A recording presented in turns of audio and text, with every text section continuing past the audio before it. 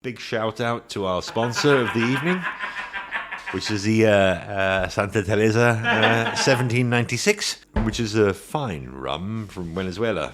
If you find it in your local bottle shop, go for it. It's exquisite. Off-Gassing, a scuba podcast with host Nick Hogel.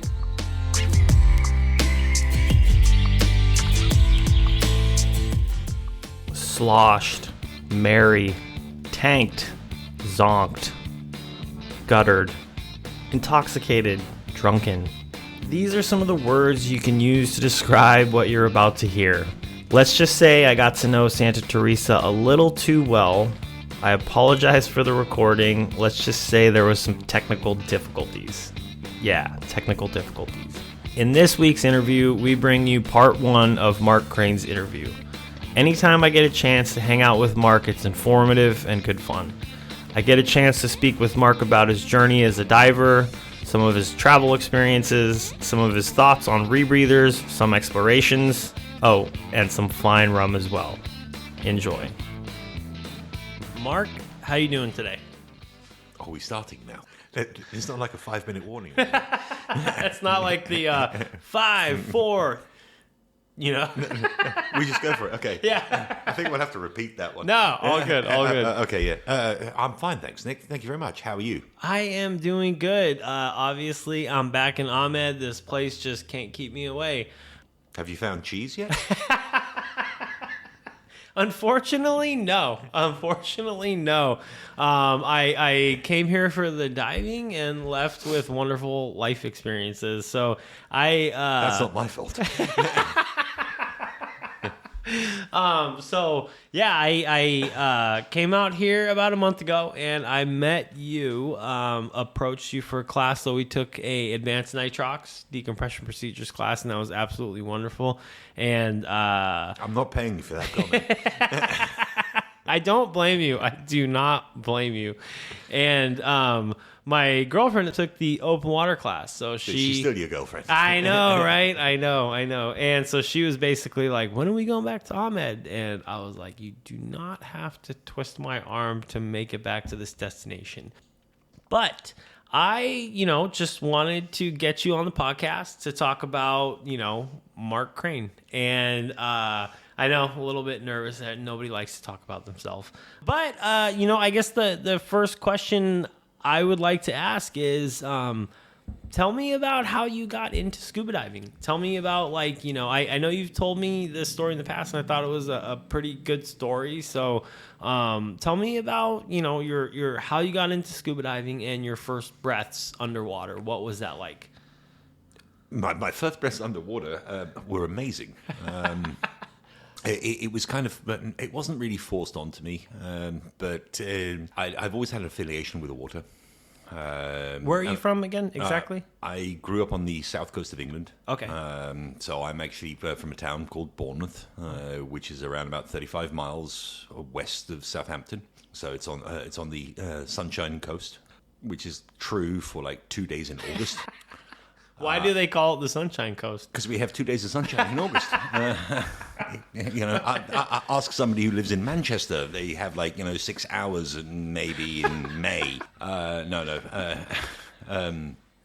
But it was a time I was at school, and the time of the year had kind of approached. I was in Form 8 or 9. Okay. So I was I don't know, 13, 14, where you have to go out and do work experience. Okay. This is something that was done in school in the UK at that time. So I came back home, end of the school day.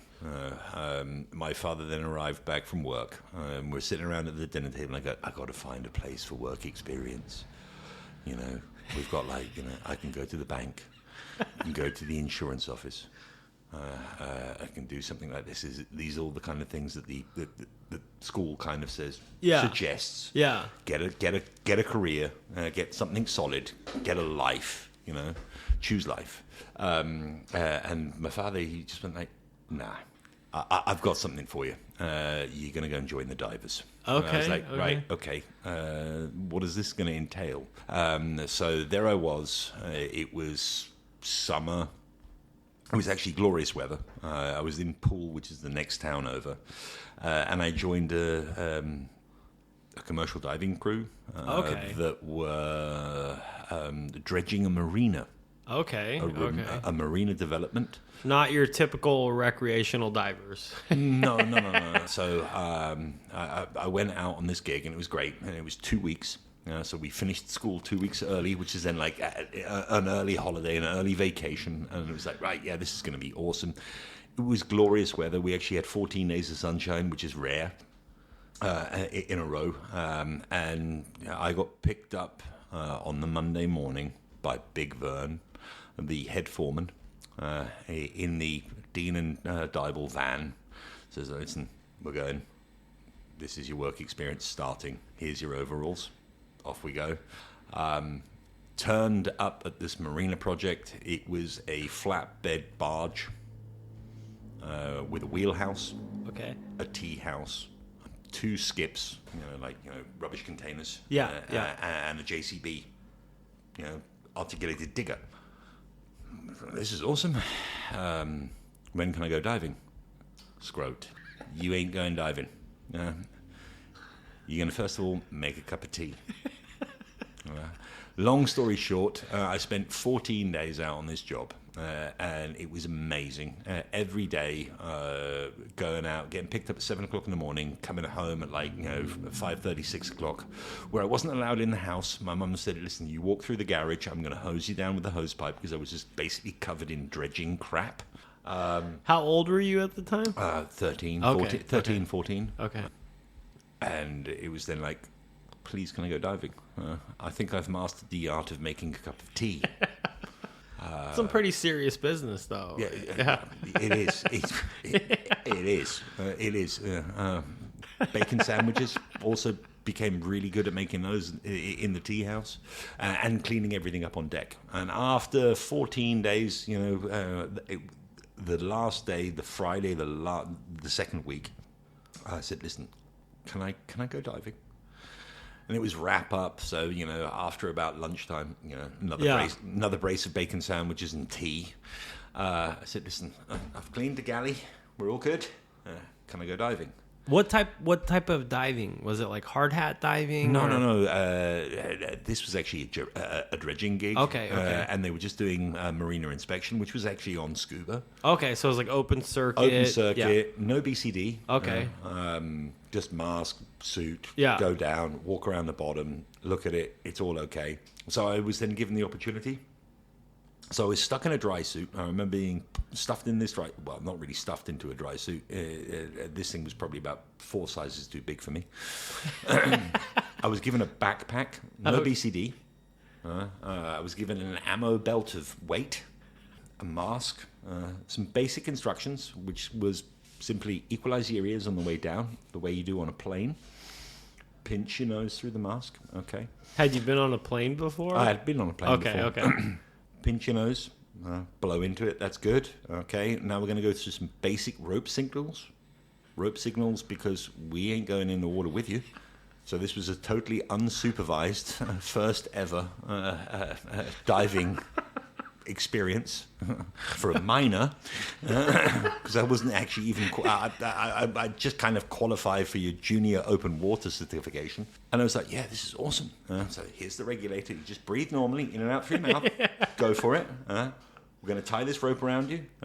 1 pull, stop. 2 pulls, okay. 3 pulls or more, just come back. Have you got it? And I was like, yeah, I got that one. Off you go. And I was pushed off this barge, and I sank down, and you can imagine what it looked like after 2 weeks of dredging.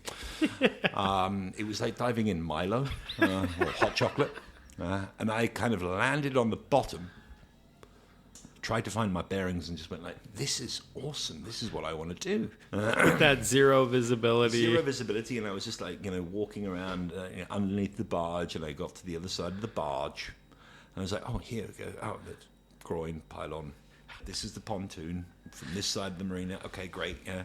And I was getting these rope signals, I'm good. When I first started becoming a working diver, it was like, okay, we're going to do rope signals. I found it challenging because the fact that I'd be down there and I'm like, oh, I feel a tug. Is that a signal or is that me just pulling on the rope? Like, what's going on? Like, how was that? It just came easy to you to be able to master the rope signals? Because I know it's quite tough. Well, I felt it was quite tough, I should say. Oh, definitely in a commercial environment, it is very tough. But I mean, I was a 14-year-old scrote. Didn't really have a clue with my 30-second briefing and being thrown over the side of a boat with about 12 kilos of lead in my oversized dry suit. So I was just like happy to go with the flow. Yeah. Happy to be breathing, actually, which was an amazing experience. And there I am. And the location of the marina actually is 2 doors down from the amphibious landing squadron headquarters for the British Royal Marines. Okay. Which is actually also home for the SBS, the Special Boat Squadron. So there I am, kind of like, I've got my bearings. I think I'm going to go over there and have a look because we've been seeing some cool shit over the last 2 weeks. And I'm getting rope signals like, stop. We see the bubbles. We know where you're going. They already probably have it on a drone. Just come back. And I'm like, no, I'm okay. I'm fine. I'm down with this. I'm going to go over and I'm just going to say hello and introduce myself. That didn't really work very well because as my bubble trail then started to go further to a military installation, I was unceremoniously pulled out of the water. Okay. And I was basically pulled up on deck, and I had Big Vern screaming at me, going like, listen, wait until I tell your dad about this. This is not what you do. And that was my first experience with scuba. Okay. So how did you go about getting your first certification in scuba? Through club training in the UK. Training meaning? Club training means you basically enroll in a class in like winter. You spend 6 months snorkeling and collecting bricks off the bottom of the pool to prove your worth, and then you go through the skills, and then as soon as the next summer season comes, diving season opens up. You go out onto the club boat and you go diving. So there was obviously a draw there that you absolutely loved, yeah. Absolutely magic. Even being like just dredging bottom, no visibility, just loving it. Yeah. Okay. So talk about, I would love to hear about your journey from that open water class. Well, I don't know if it was an open water or if that's what it was called. Open water, what I would think is an open water class into how did it get into instructing? Well, actually, I kind of made my mind up that the commercial route was the way to go. Okay. And I was like, right, yep, this is brilliant. So I finished school and I did English college A-levels. Okay. And I wanted to then sign up for a Bachelor of Science degree at Plymouth University. And at this time, they just actually brought something out that was completely new, which was Underwater Technologies and Marine Sciences. And I was like, yep, that's the way I'm going to go. However, also in the UK, it's very, very traditional that you have what we call a gap year. Okay. So between finishing off A-levels and before you enroll in university, you go out for 6 months a year, and you travel around a little bit, and you see a little bit of the world. Yeah. And so that's what I did. One of the guys that I had worked with at a commercial diving center, well, not worked with, but I was jobbing. He then came back as well, and he was a friend of my dad's. And he'd come back from scuba diving in Kenya, East Africa. And he came back and said, look, recreational scuba diving. Recreational, the full-on scuba industry. Yeah. And he came back, and I said, listen, Simon, have you got a job?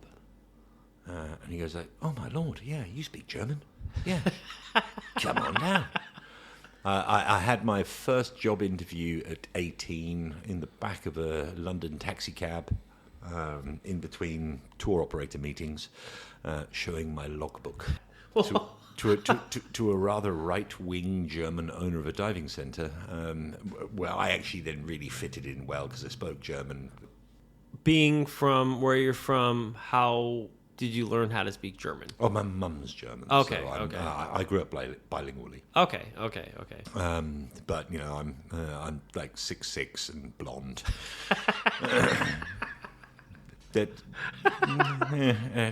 there is some connection there in Germanic history, and so I went down like I went down well, and the interview then kind of concluded with like, okay, great, we'll send you the ticket, and you come on out. Okay. For your kind of like DMT. Yeah. Yeah, cool. Already actually through club training, gone through first aid, VHF handling, boat handling, all of the other kind of stuff.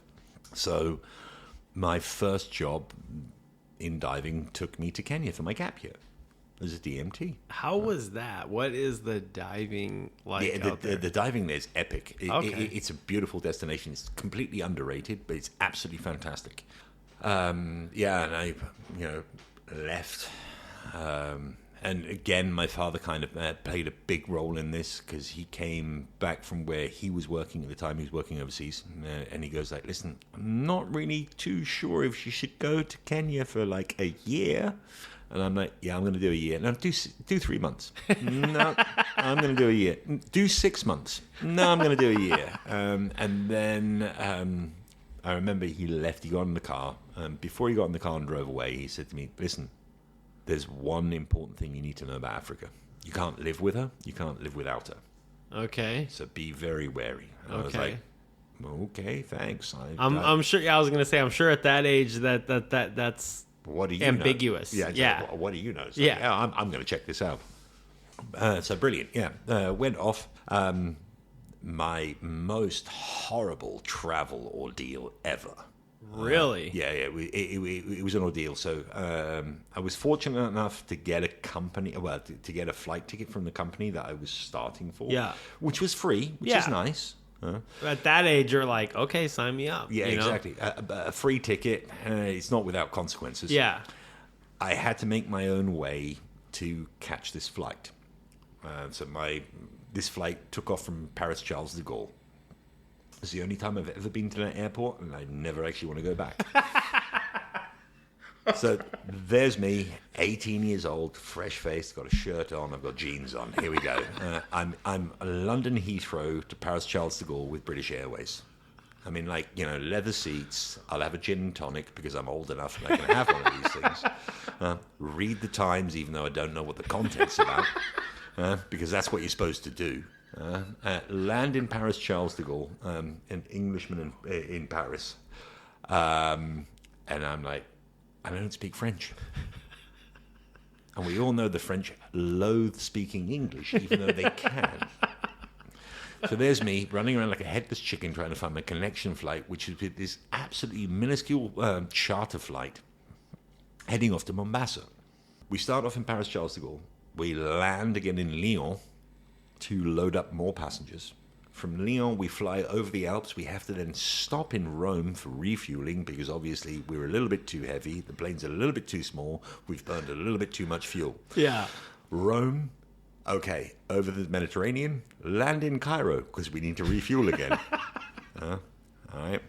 This must have been an absolute just wonder for an 18-year-old, I would think. No. It was horrible, actually, because I made the stupid decision of having a smoking seat, because obviously I'm away from mum, and I can smoke, which was confined to the last 9 seats at the back. I've got a window seat where the door, where behind me is the toilet. So I'm window with the toilet behind me, and the dude in front of me must have weighed like 120 kilos, going on 250 pounds, and who was chain smoking cigars from takeoff to landing in the reclining position. So I actually had a very, very good relationship with my kneecaps. And I think actually by the time we were kind of on approach to Cairo for the second refueling, the other passengers had kind of got bored with the whole kind of service thing, and they'd hijacked the the drink cart. Okay. So, Hopefully you were involved. Yeah, no, I wasn't, because I was actually pinned in against the toilet in my window seat. But, they were just like hurling cans of beer and mini bottles of wine around. I'm like, oh my God, this is horrible. I'd like to be on British Airways. Ended up in Mombasa, which was where it all started. Okay. So yeah, that was, and then went into work. Went into work and I started my DMT.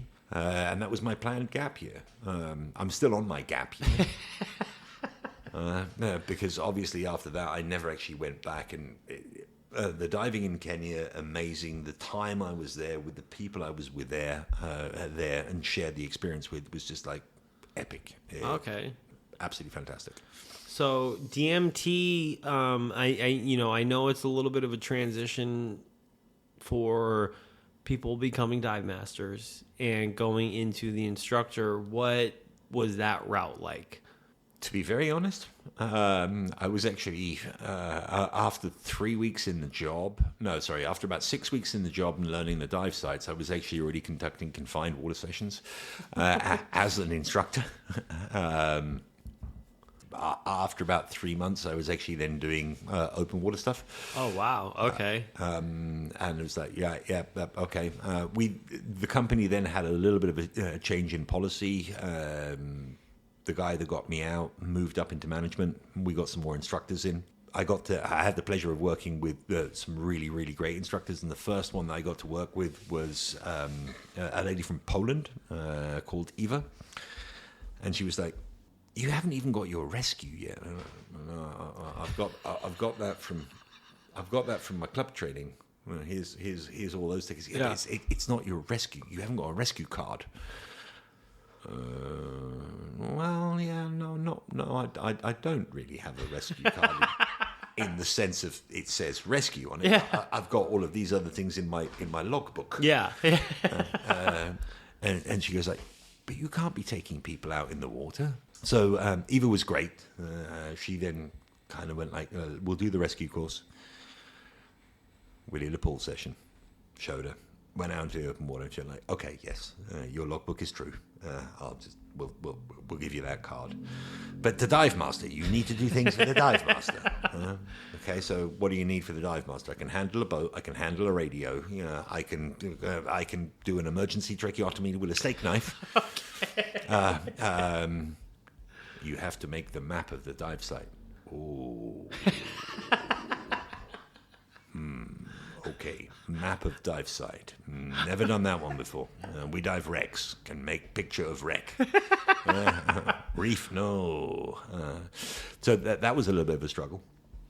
But yeah, and it just developed from there. Okay. A year later, I then signed up for an instructor course. Okay. To make it bona fide legal. I wanted to actually go back to the UK and do a PADI IDC with Steve Axtell, who was one of the foremost PADI CDs in the UK at the time. And the company said to me, "Listen, they're just starting off this SSI thing here. Why go back to the UK? You get a good deal here. You do the course with Simon. It's all okay."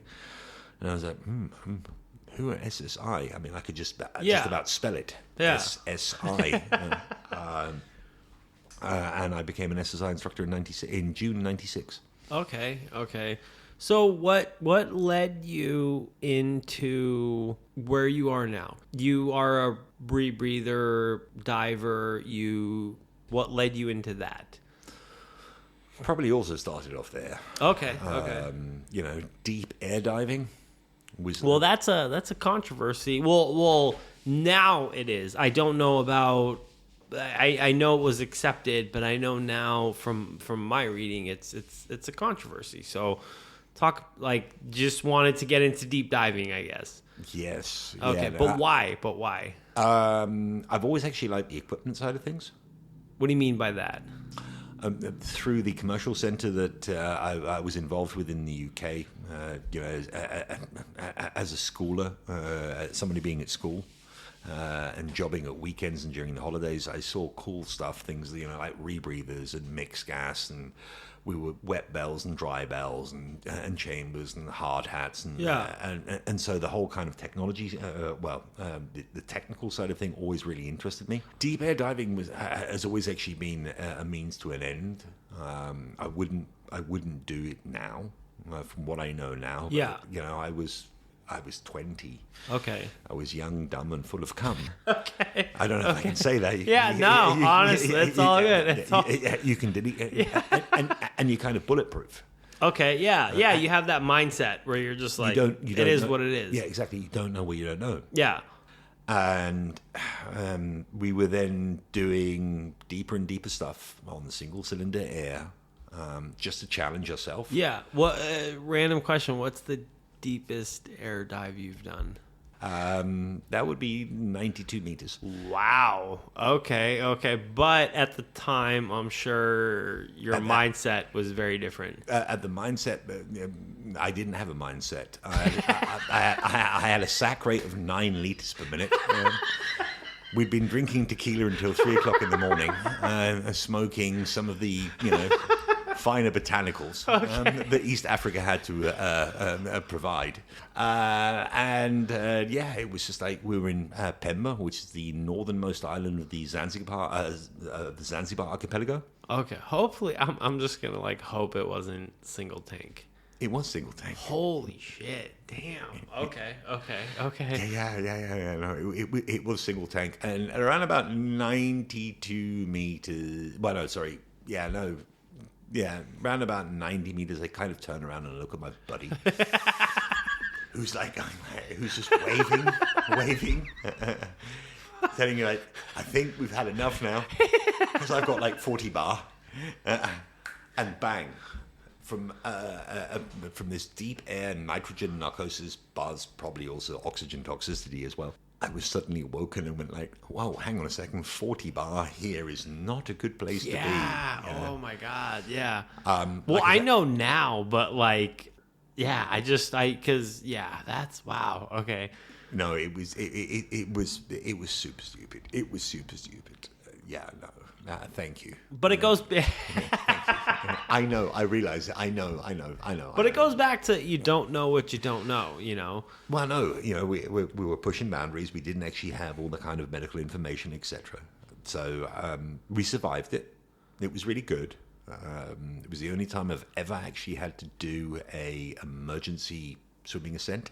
Okay. What happened there? Well, we got to 18 meters, and our single cylinders on our back were the shape of Coke bottles. And we had this, we swim for the surface or we drown here and now. So we popped up. I'm sorry to laugh about this now because it's hindsight, but I'm like, damn, holy shit. It was definitely not. It was not one of my better ideas. But I mean, 20, what are your good ideas at that point? Yeah, exactly. So we got back up to the surface, and I got my buddy looking at me, and he's just his face is just basically like a snot ball. And you're like, dude, are we going to be okay? And I'm like, yeah, we're going to be fine. We're going to be fine. We'll just take it easy now here. We'll go onto the boat. We're just going to not do anything. We're just going to chill out. And thankfully, I don't know if that's because of the residual tequila in our system, nothing actually happened. Okay. And I then swore to myself, this is not the way to go. Okay. I then went back to the UK for a holiday. I was then fortunate enough through the old company to be given the opportunity to do work in chambers. So I then went into hyperbaric. Well, I started to learn about hyperbaric medicine. Okay, wow. Okay. Started going through that. We were doing at that time. It was very, very popular doing HBO, hyperbaric oxygen therapy treatments, which was super enlightening. Got more into nitrox and the advantages of nitrox. I'd already heard about nitrox because it was kind of like a buzzing thing in the and I know in the voodoo gas. Yeah, because I was gonna say the early years it was like the devil's gas. Don't do it. And which is odd because now it's your most successful specialty, and really it's a no-brainer. Yeah. And I was sitting down then with the head of the commercial diving company, my uncle Stuart, and he goes like, so nitrox, what do you think about nitrox? I went like, oh, nitrox is awesome. You can stay longer. And I just got a clip around the ear. And he goes, you idiot. It's not about staying longer. It's about thinking about your inert gas load. That was really cool. And that was like, that sparked my interest. Okay. And this is when I started then looking at getting more familiar with not only hyperbaric medicine, but going into the physiological kind of things, the physiology, and working that out, and crunching numbers, and that was the commercial diving centre in Poole in Dorset was really what launched me on that path. And then I decided, right, okay, yeah, nitrox is a really good thing. We need to be able to then, we have more gas redundancy. We need to do gas switches and go through that. Still, where I was based, helium was not an option. And helium nowadays is also getting, is becoming much more expensive. Yes. It's a rarity. But, that's another subject. It was then a case of, okay, yeah, we can do these not wildly ridiculous deep air dives. We can go down to, which is like a safe level, which is like, at that time, we're still talking 60 meters, but you're then doing it with at least a set of doubles. And you're using a nitrox. And I became a nitrox instructor in 1998. And it just kind of progressed from there. Talk about your first rebreather dives. I'd always wanted to actually get into rebreathers. Okay. My first exposure to a rebreather was the Sloshed Mark V back in 1995, actually just before I went to Kenya. That was your first. What was that like? I wasn't diving it. It was just like a shiny yellow piece of equipment that was there on the bench. And I was like, drooling over it, and it went like, step back, you can't afford it. Okay. And then then Draeger came out with their semi-closed system, which was first the Atlantis one, and then became the Draeger Dolphin. And I was seeing at that time we didn't have smartphones. We had magazines, diving magazines. And I was seeing, places in Egypt, and there was this one particular place in Egypt that was just really pushing on the tech side of things, and trimix and advanced trimix and rebreathers, and I was like, oh, wow, it'd be great to work there at some stage. And it did then actually happen. I started. You ended up working there. I ended up working for that particular company in 2003. Okay. Wow, that is very early in the rebreather. Well, from my standpoint, in the rebreather. I mean, it was like a 5-year. No, it was like a 7-year stopgap. 7-8 years, because we're talking from 95 to 2003, so it's 8 years. But the other thing is, I couldn't afford one. Yeah. 20-year-old diving instructors, they don't earn a lot of money. And the money they earn, unfortunately, they spend on copious amounts of alcohol and cheap food, and trying to impress the blonde across the bar.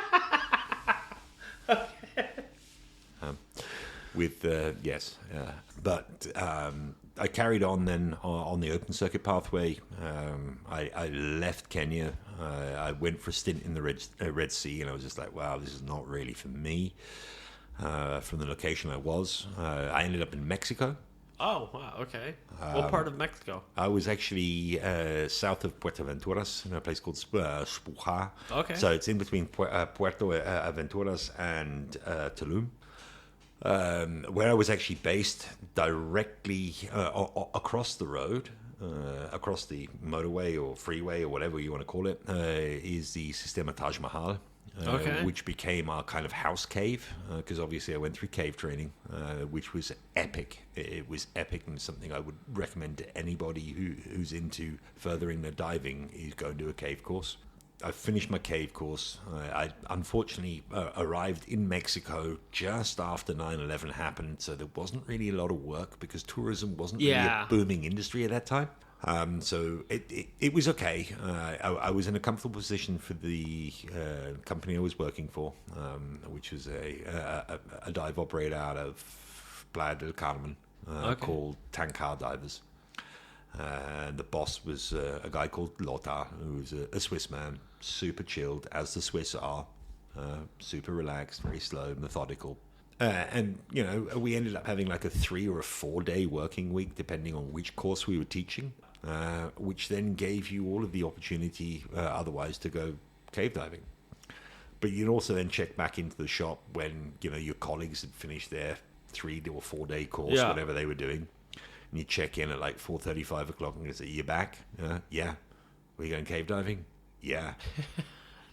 Roman, who was one of the instructors there, he's actually still in Mexico, and I still have actually a contact with him. And he says, things have changed, but yeah, we had a great time. And it was just a case of like, okay, yeah, we finished work, it's 5 o'clock. What are we going to do? Load the doubles. Let's go across the road. Let's go cave diving. Yeah, okay. Which was awesome. Unfortunately, due to the fact the downturn in tourism because of 9/11 and what impacted there, I was the last guy into the company. It means you're the first guy out. Yeah. I saw the writing on the wall, and I said, "Listen, guys, I'm just going to go because you've got 2 other people here or 3 other instructors here that have been here for a long time. They need it more. I'm just going to bow out." But it was an amazing 1 year that I had there, which I really actually look back on fondly. Awesome diving. It really is. I've spent a little bit of time. I did my side mount training in Mexico, and there's some top-notch instruction going on in Mexico. Oh, absolutely. Yes, absolutely. So you left Mexico. Left Mexico, which was unfortunate, but under the kind of post 9/11 situation, it was definitely better to go. And I actually had a new venture in the Mediterranean, so I went over to Crete. So I went back over to Crete, which is also really great diving.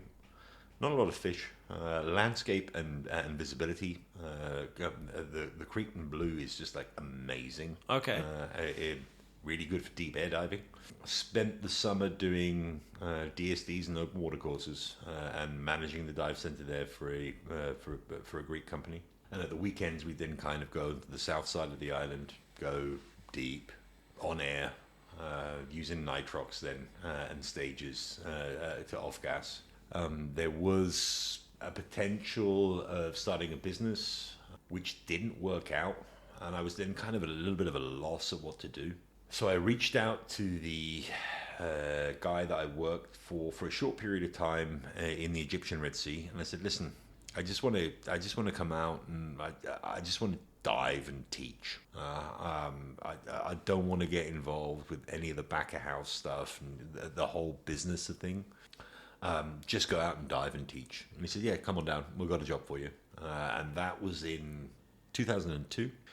I ended up in a place called Safaga, which is in the Egyptian Red Sea, south of Hurghada. What is the diving like there? Also really, really good. It's probably actually one of the most professional dive destinations you will find. Okay. You do need to look a little bit. Yeah. But they have a high bar, a high standard. But at that time, there was definitely a high bar and a high standard. And I arrived there, and I was then back to more single tank recreational stuff. And I was kind of missing the tech side of things. Yeah. And I then went on and did a 60-meter trimix course for my own kind of development. Open circuit. And then I ended up actually finally enrolling in a rebreather course. Okay. How was the trimix course? At that time, we weren't really dealing with standard gases. We were dealing with old school gases. Okay. Explain that a little bit. Well, I mean, we were doing 60 meters on a 20-30, so 20% oxygen and 30% helium, which was like a standard go-to gas at that time. So obviously you're talking about 1.4 bar PPO2. We're in warm water, clear.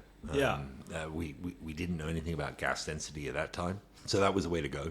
But then I finally had the opportunity to get involved in closed circuit rebreathers, and I was certified on the Inspiration in 2003. Okay. What led to that? Like just was that a want or was it a need? The company that I'd already seen in the magazines back when I was working in Kenya, using the Draeger SCRs, they then kind of upped their game and went on to the Inspirations, and they went full closed circuit. And they also actually did a world record deep dive. At the time, it was a record deep dive for the Inspiration. They took it to 222 meters.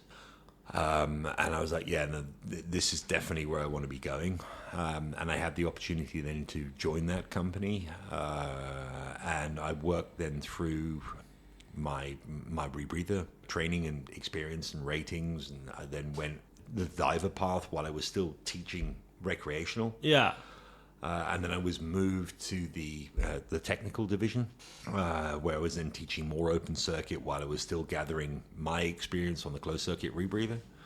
And I then had the opportunity to finally buy a rebreather. So I bought a second-hand Inspiration. I still actually have it. It's still in Egypt. A friend's looking after it. It was the... Would you use it tomorrow?